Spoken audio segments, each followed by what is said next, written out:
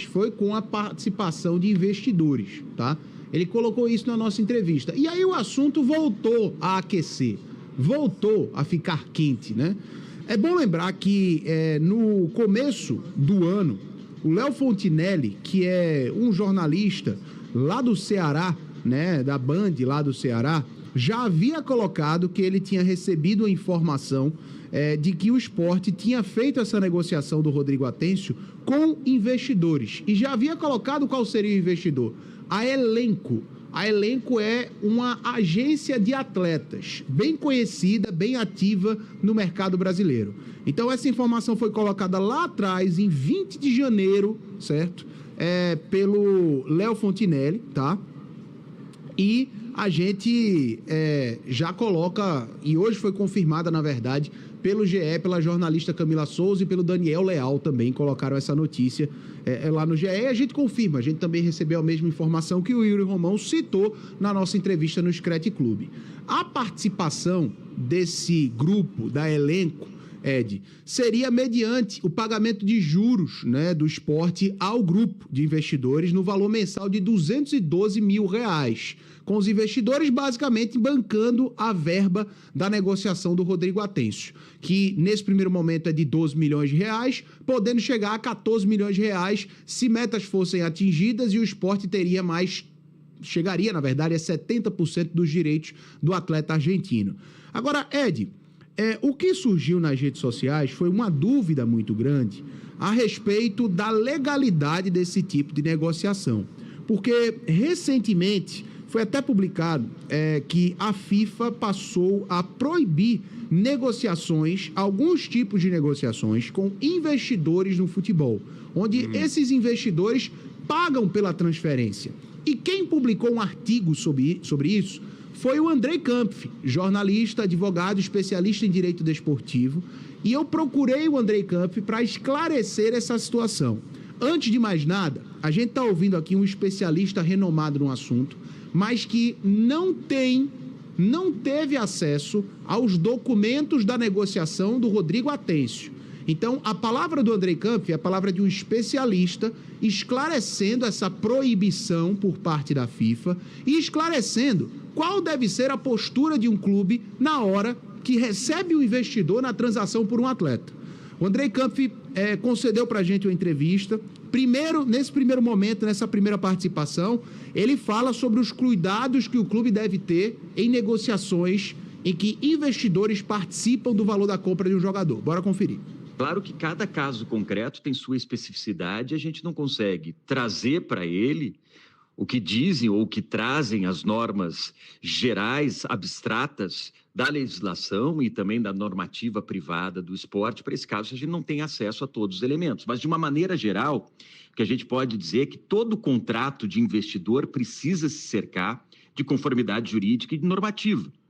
Sob a ótica da conformidade e governança, o clube precisa garantir que toda operação com esses investidores siga 3 pilares básicos, que são transparência, independência e a rastreabilidade desse investidor. Primeiro, cuidado é jurídico, a fim de assegurar que esse contrato com o investidor seja de natureza puramente financeira, sem qualquer participação ou influência nas decisões esportivas. É o que traz o regulamento da FIFA, as normativas privadas do esporte. Isso significa excluir cláusulas que concedem a esse financiador poder sobre a venda do atleta.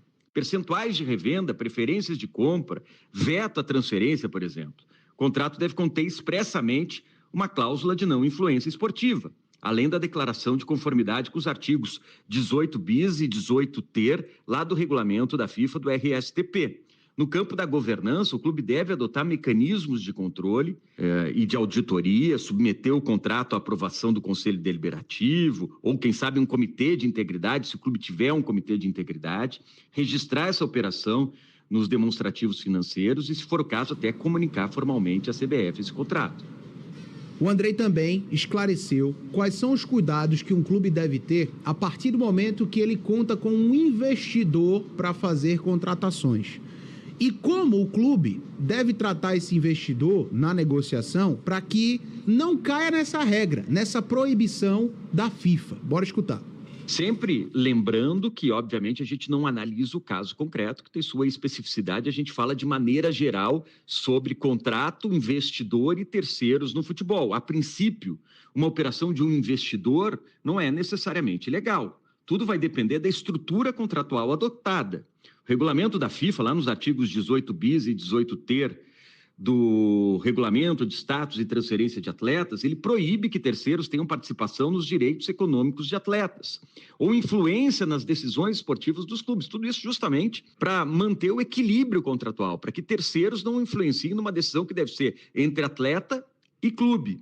Se o investidor que financiou a compra de um jogador, como Rodrigo Ascencio, tiver apenas concedido crédito com juros, prazos definidos, sem direito sobre futura venda do jogador, por exemplo, não tendo poder de interferir em transferência, escalação, renovação, trata-se de um empréstimo financeiro legítimo e não de uma violação às regras privadas do futebol.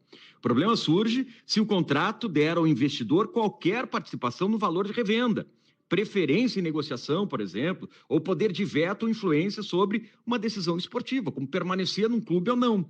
Nesse caso, o negócio configuraria, sim, uma infração direta à regulamentação internacional do futebol e ficaria sujeito o clube a sanções esportivas e também financeiras. Por isso, o elemento decisivo é a natureza jurídica do contrato. Se é um financiamento, tudo bem, dentro da legalidade. Se é uma cessão de direitos econômicos disfarçada, aí entra numa zona de proibição. O limite é bem fino, bem estreito, e o teste de integridade está justamente nessas cláusulas contratuais, que garantem independência total do clube nessas decisões esportivas com o atleta.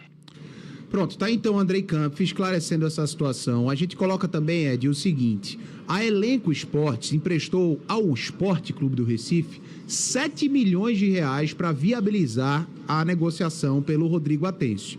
Se o Sport mantiver o Ascencio até o final do vínculo, né, desse contrato com o jogador, o Sport vai pagar a Elenco 12 milhões e 600 mil reais. E a Elenco vai ter um lucro de quase 7 milhões. Quase 6 milhões, Ed. 5 milhões quase e 600 6 milhões. É milhões. verdade, 6 Exato, milhões. 5 milhões e 600 mil. É por isso que eu disse, Antônio, que é um contrato difícil de se entender. Foi muito bom você colocar esse advogado que tem conhecimento